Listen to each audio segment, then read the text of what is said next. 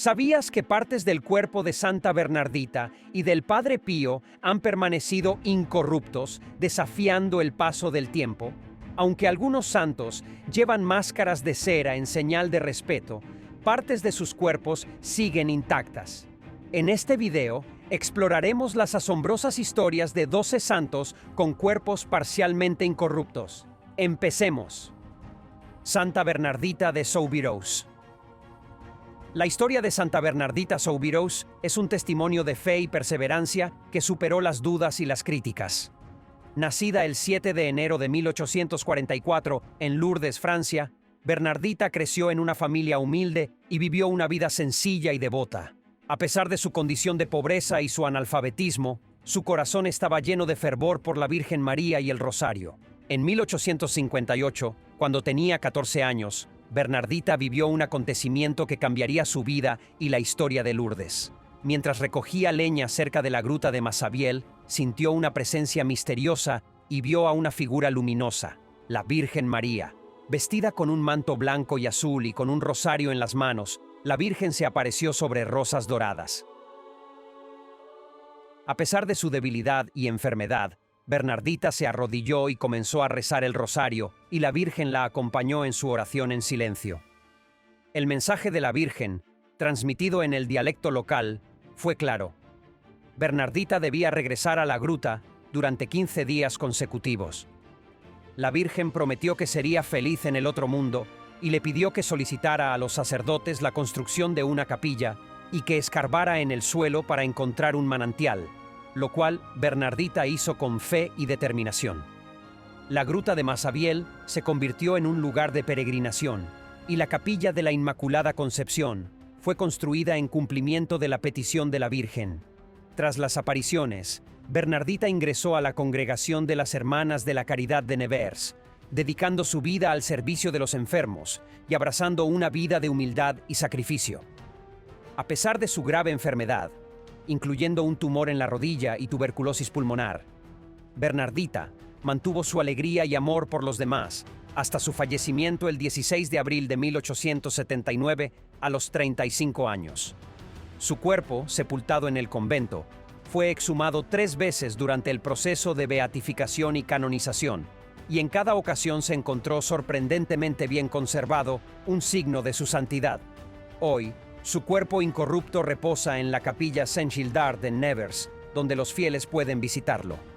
Su vida y devoción fueron reconocidas por el Papa Pío XI, quien la canonizó el 8 de diciembre de 1933.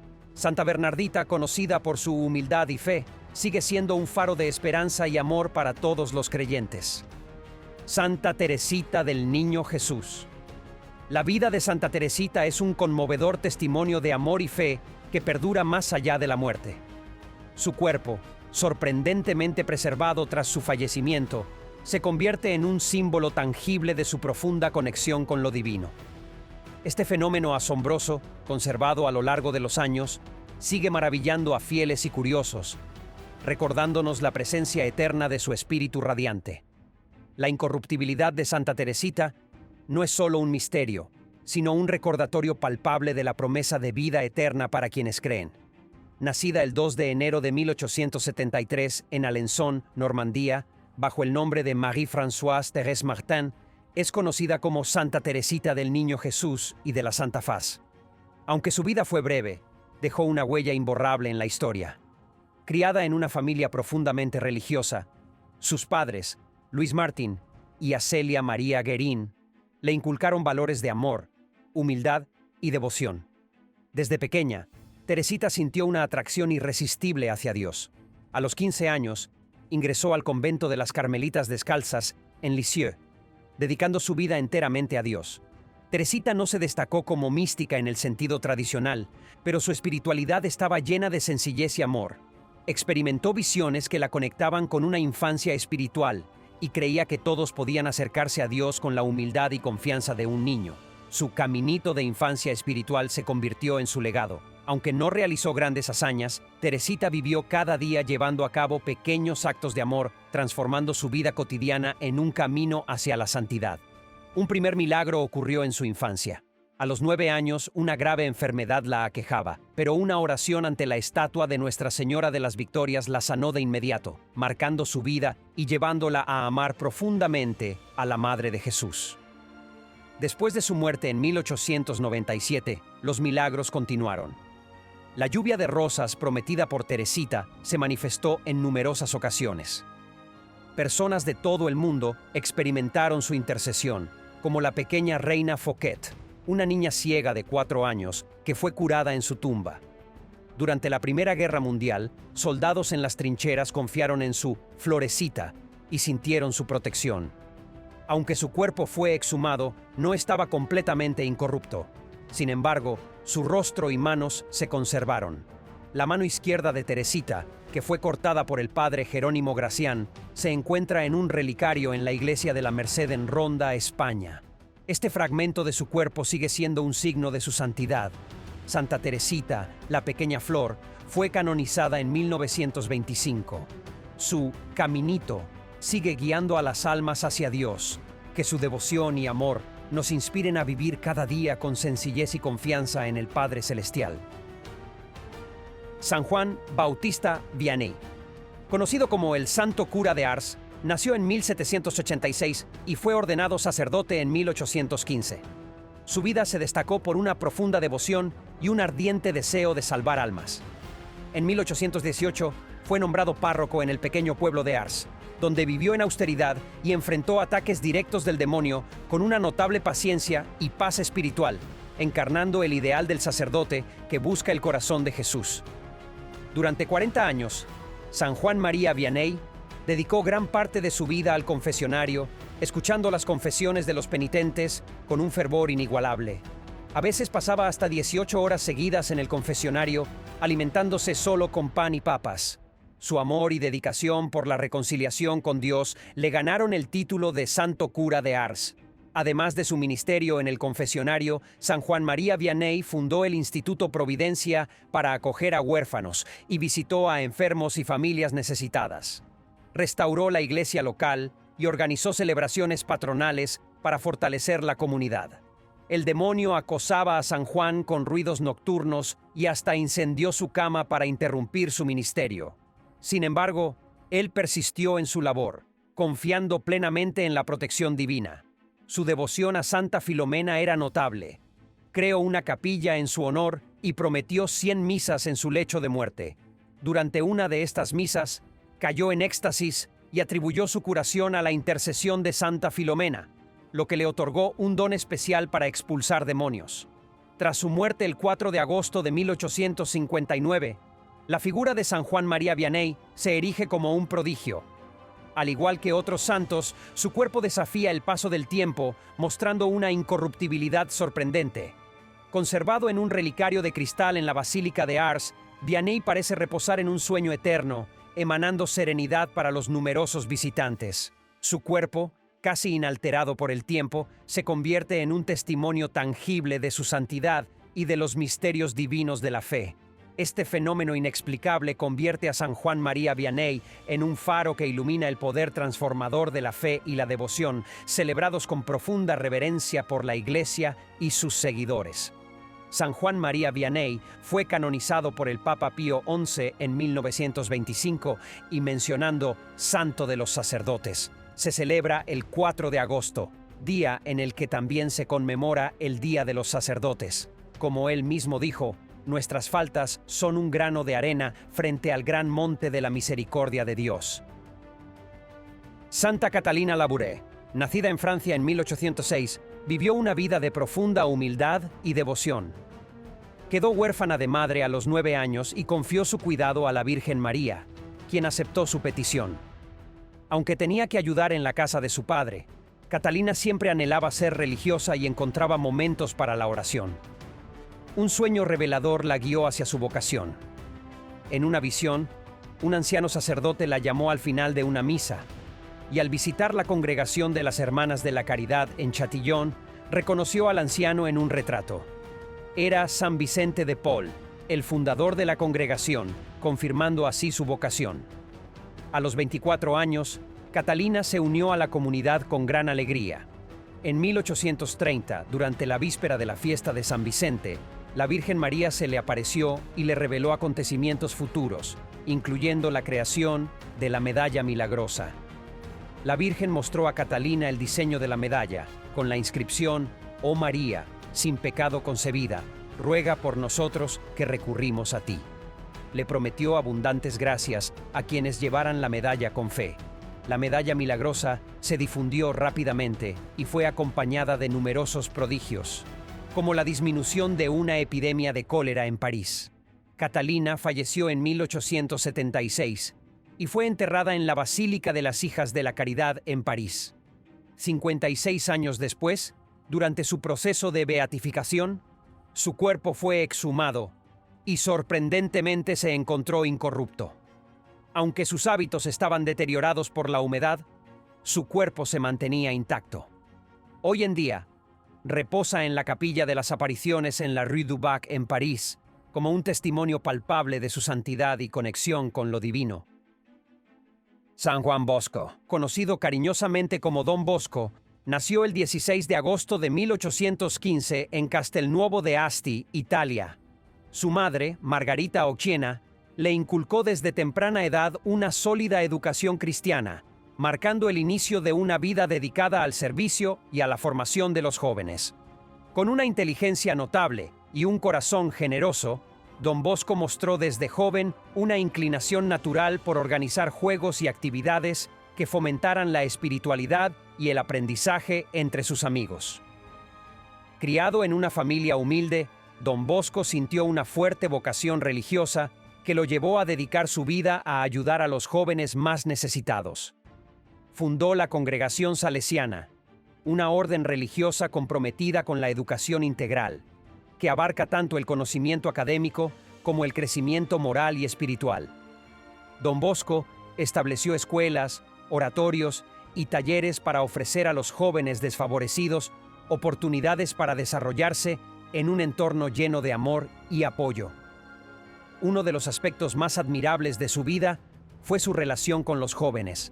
Conocido como el padre de los jóvenes, su enfoque preventivo era fundamental en su método educativo. En lugar de castigar, prefería evitar problemas a través de la educación y el amor, guiado por su lema: razón, religión y amor. Don Bosco también fue un visionario con sueños proféticos que inspiraron y orientaron su misión, presagiando la expansión global de la Congregación Salesiana. Tras su muerte en 1888, Don Bosco fue sepultado en la Basílica de María Auxiliadora en Turín, Italia. La vida de Don Bosco sigue inspirando a muchos, recordándonos la importancia de educar y guiar a las nuevas generaciones con amor y dedicación. Santa Clara de Asís. Nació en Italia en 1193 y vivió una existencia profundamente marcada por la devoción, la pobreza y la fundación de las Clarisas. Procedente de una familia noble, sus padres le inculcaron sólidos valores cristianos. A la edad de 18 años, movida por el fervor evangélico de San Francisco de Asís, Clara decidió dedicar su vida a Dios. Guiada por San Francisco, Clara dejó su hogar y recibió el hábito en la capilla de la Porciúncula. Aunque enfrentó la oposición de sus familiares, ingresó al monasterio benedictino de San Pablo de las Abadesas. Posteriormente, San Francisco la trasladó al convento de Sant'Angelo in Panzo, donde se unió a su hermana Inés. Clara vivió de acuerdo con el ideal franciscano, renunciando a las posesiones materiales y liderando a las hermanas en una vida de pobreza radical en el convento de San Damián, junto a la iglesia restaurada por San Francisco. Allí, se estableció el grupo inicial de las damas pobres, conocidas como clarisas. Durante 40 años, Clara dirigió el convento de San Damián, destacándose por su austeridad, caridad y devoción.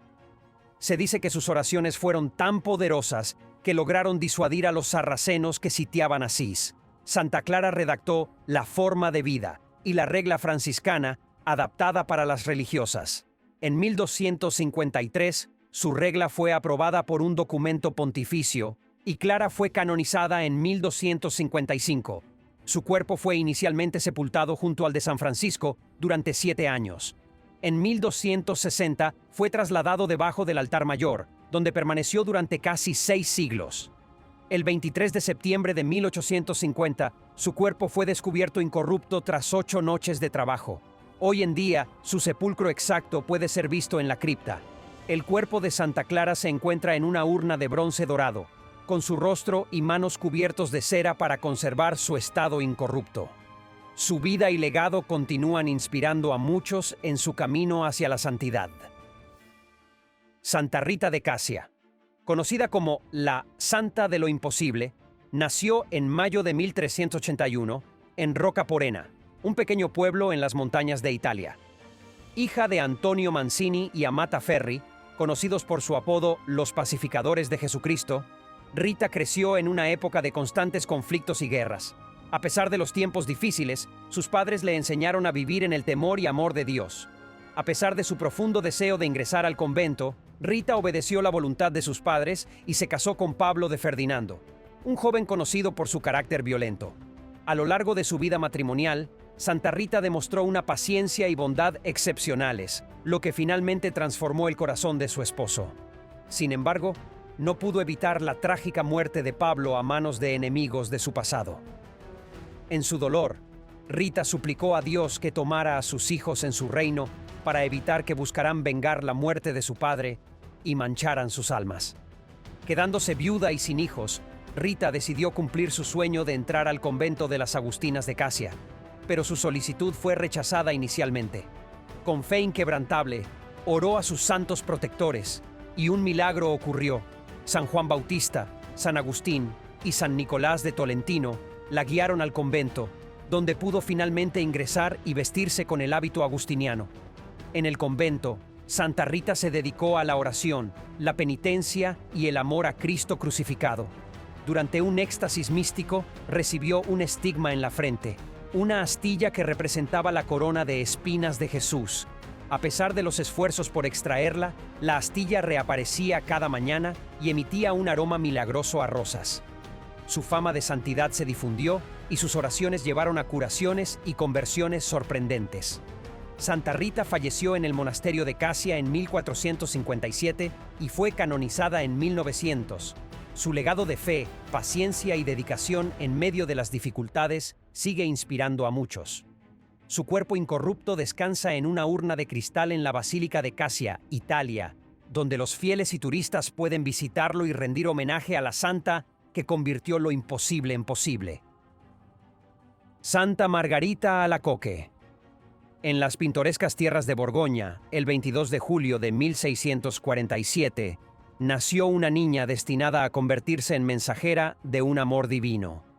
Santa Margarita María Alacoque, cuyo destino se entrelazó con los misterios del Sagrado Corazón de Jesús, vivió una existencia marcada por revelaciones celestiales y un profundo compromiso espiritual. Desde su infancia en el pequeño pueblo de Hautecourt, Margarita experimentó pérdidas y sufrimientos, pero halló consuelo en su conexión íntima con Dios. Su camino espiritual la condujo al monasterio de Paray-le-Monial en 1671, donde, durante la festividad de San Juan Evangelista en 1673, recibió su primera revelación visible de Jesús. Estos encuentros divinos, que se repitieron cada primer viernes de mes durante 2 años, marcaron el inicio de su misión celestial. El momento culminante llegó en la celebración del Corpus Christi en 1675, cuando, ante el Santísimo Sacramento, Jesús le mostró su corazón abierto, un símbolo del amor infinito agotado por la humanidad. Este acto divino la designó como la mensajera del Sagrado Corazón. La vida de Margarita, centrada en la oración y el sufrimiento, estuvo guiada por su devoción a Jesús. Incluso una enfermedad que la postró en la cama durante 4 años se convirtió en un testimonio milagroso de la Virgen en su vida. Las revelaciones continuaron y Margarita promovió la devoción al corazón de Jesús, superando juicios y resistencias. Bajo la dirección del jesuita Santo Claudio de la Colombière, sus visiones se consolidaron como un legado espiritual perdurable. Hoy en día, la Orden de la Visitación, fundada por San Francisco de Sales, preserva la llama de esta devoción en 18 monasterios en España, incluido el Monasterio de la Visitación en Granada. La devoción al Sagrado Corazón, difundida por Santa Margarita, se extiende por el país, recordándonos el amor infinito expresado en el corazón divino de Jesús. Canonizada el 13 de mayo de 1920, La historia de Santa Margarita María Alacoque nos invita a acercarnos a los niños y enseñarles la importancia del amor a Jesús y a los demás. Su cuerpo reposa bajo el altar de la capilla en Paray, Francia, como un símbolo duradero de su santidad y devoción. San Vicente de Paul. En un rincón de Gascuña, en el año 1581, nació Vicente de Paul en una familia campesina. Aunque su juventud transcurrió en el campo, su inteligencia brilló, atrayendo la atención de un benefactor que le permitió estudiar. A los 19 años, en 1600, fue ordenado sacerdote y obtuvo su licenciatura en teología en 1604. A pesar de intentar abrir una escuela privada, se vio agobiado por deudas y durante un viaje de Marsella a Narbona, fue raptado por secuestradores y ofrecido como esclavo en Túnez. Fue libre gracias a su propietario convertido al cristianismo 2 años después. En 1612, Vicente asumió la parroquia de Clichy, donde conoció al cardenal Pierre de Bérulle. Su trabajo como educador para los hijos de los marqueses de Gondi le hizo consciente de las marcadas desigualdades entre ricos y pobres, un descubrimiento que cambió su vida. La marquesa de Gondi apoyó una misión de predicación, pero la falta de recursos llevó a Vicente a trabajar en la parroquia de Chatillon-le-Dombes, donde el sufrimiento de los campesinos le impactó profundamente. En 1617, Vicente fundó la Caridad Vicentina, una respuesta organizada a la miseria. Lo que comenzó como un gesto de ayuda a una familia necesitada se transformó en una red solidaria. Vicente entendió que la caridad debía tener una estructura, y en 1633 fundó las Hijas de la Caridad, mujeres dedicadas al servicio activo. Las Damas de la Caridad, por su parte, apoyaron económicamente diversas iniciativas benéficas, destacándose en la creación de un hospital en 1634. Vicente también se preocupó por la formación del clero, lo que le llevó a fundar la Congregación de la Misión en 1618, más tarde conocida como los Lazaristas. Su legado espiritual, reflejado en las Regulae, sigue inspirando la acción caritativa y la formación sacerdotal. Falleció en 1660, dejando un testimonio de caridad universal basada en el amor desinteresado. Tras su muerte, su corazón fue colocado en una urna en la casa madre de las Hijas de la Caridad en París, donde su cuerpo también se conserva. Desde entonces, se ha venerado su corazón como el corazón del Padre de los pobres. Vicente de Paul fue canonizado en 1737, y su vida continúa inspirando a quienes buscan servir a los demás con amor y dedicación. San Juan Neumann. Imagina la vida de Juan Nepomuceno, un hombre cuyo destino cruzó continentes y culturas en el siglo XIX. Nacido en 1811 en Prachatiz, parte del Imperio Austrohúngaro, Juan comenzó sus estudios en ciencias naturales antes de que la perseverancia de su madre lo guiara hacia el seminario. Aunque inicialmente consideró la medicina, pronto descubrió su verdadera vocación en las misiones. Tras completar sus estudios teológicos en Praga, Juan deseaba ser ordenado sacerdote, pero enfrentó barreras en su tierra natal, Bohemia, saturada de clérigos. Sin desanimarse, emprendió un viaje audaz. Aprendió inglés mientras trabajaba en una fábrica y escribió a los obispos de Estados Unidos. Finalmente, el obispo de Nueva York aceptó ordenarlo, marcando el inicio de una travesía hacia una extensa y desafiante parroquia al oeste de Nueva York. A pesar de la modestia de su iglesia, sin campanario ni pavimento, Juan dedicó su tiempo a recorrer montañas y aldeas, celebrando misa en mesas de cocina y enseñando con un fervor incansable. Su deseo de construir una comunidad le llevó a los redentoristas, convirtiéndose en el primer sacerdote de la congregación en América. Desde su labor en Baltimore y Pittsburgh hasta su papel como visitador de los redentoristas en Estados Unidos, Juan se destacó por su piedad, dedicación y amabilidad. Como fundador de escuelas católicas en su diócesis, Juan abrió el camino para el sistema escolar católico en Estados Unidos. Al convertirse en obispo de Filadelfia en 1852, continuó su labor infatigable, organizando un sistema diocesano de escuelas católicas y construyendo más de 80 iglesias, incluida la imponente Catedral de los Santos Pedro y Pablo. Su legado incluye la fundación de las Hermanas Terciarias Franciscanas y su contribución al reconocimiento del dogma de la Inmaculada Concepción, revelando a un hombre de estatura pequeña, pero con un impacto monumental. Canonizado en 1977, Juan Nepomuceno Neumann sigue siendo una fuente de inspiración y dedicación en la historia de la Iglesia Católica. Su cuerpo incorrupto descansa en la Catedral de Filadelfia que lleva su nombre. San Francisco Javier. En el siglo XVI, un hombre con un corazón dispuesto a responder al llamado de Jesucristo y llevar la fe a los rincones más alejados del mundo, llegó a marcar la historia. San Francisco Javier, apodado el gigante de la historia de las misiones, se destacó por su incansable labor en la evangelización, hasta el punto de que el Papa Pío X lo designó como patrono oficial de las misiones extranjeras. Nacido en 1506 en el Castillo de Javier, en Navarra, España, Francisco era el menor de su familia. Su vocación comenzó a tomar forma durante sus estudios en la Universidad de París, donde se graduó en 1528. Dios guió su camino al poner en su vida a Pedro Fabre y al influyente Ignacio de Loyola. Aunque el llamado de Ignacio, que invitaba a no perderse a uno mismo por ganar el mundo, le pareció desafiante al principio, pronto encendió en él una llama que consumió su orgullo y vanidad. Ignacio condujo a Francisco a través de los ejercicios espirituales, un retiro que transformó profundamente su corazón y alma. Francisco entendió que un corazón tan grande y una alma tan noble no pueden contentarse con los efímeros honores terrenales. Tu verdadera ambición debe ser la gloria eterna. Así, se unió a los primeros seguidores de San Ignacio y en 1534 fundó la Compañía de Jesús en Montmartre.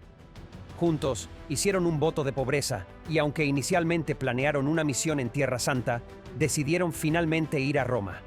Allí, crearon el documento de las Constituciones de la Compañía de Jesús, comprometiendo su fe con la obediencia total al Papa. San Francisco Javier, con su valentía de mártir y su habilidad como negociador, se erige como un faro de inspiración en la historia de las misiones. Su vida, marcada por una profunda transformación espiritual y un servicio desinteresado a Dios, sigue siendo un recordatorio a lo largo de los siglos de la importancia de buscar la gloria eterna por encima de los honores temporales.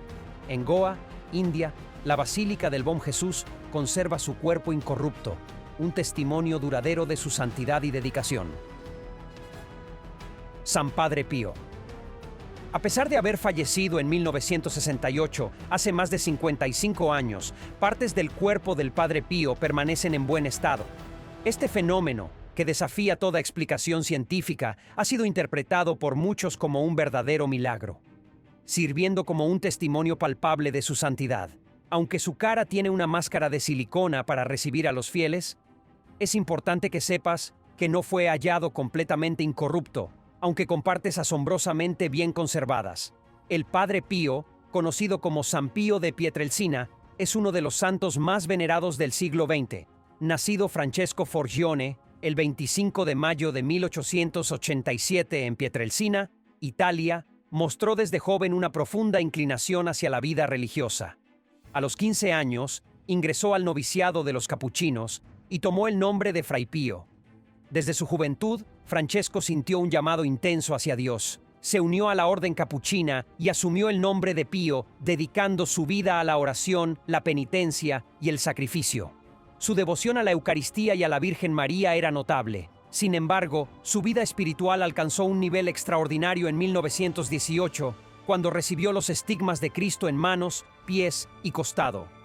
A pesar del dolor inmenso que estas heridas le causaban, las aceptó como un don divino para la redención de las almas. Los estigmas no fueron su único don místico.